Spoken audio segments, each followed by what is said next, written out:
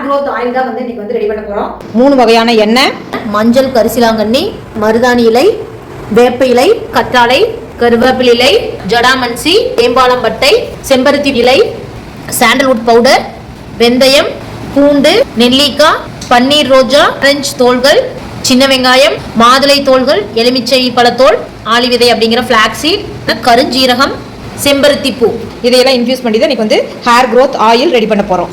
1 litre தேங்காய் எண்ணெய், 1/2 litre நல்லெண்ணெய், 1/2 லிட்டர் விளக்கெண்ணெய்.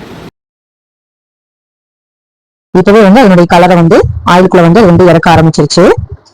இன்னும் வந்து 24 மணி நேரம் ஊறும்போது இன்னுமே கலர் நல்லா நம்மளுக்கு கிடைக்கும். ஆயில்ல ஏன்னா 10 வயசு 12 வயசுல வந்து நரமுடி வர ஆரம்பிச்சிருது, இளநர பிரச்சனை இருக்குது. இப்ப வந்து நீங்க அப்ளை பண்ணிட்டு வரும்போது அந்த மாதிரி பிரச்சனை எல்லாம் வந்து உங்களுக்கு வராம இருக்கும். ஹேரும் நல்லா அடர்த்தியா வளரும், ஹேர் ஃபாலும் இருக்காது. ஆஃபர் பிரைஸ்ல தான் கொடுத்துட்டு இருக்கிறோம், யாருமே கொடுக்க முடியாத அளவுக்கு ஆஃபர்ல தான் வந்து நம்ம கொடுத்துட்டு இருக்கிறோம், ரொம்ப கம்மி ரேட்ல.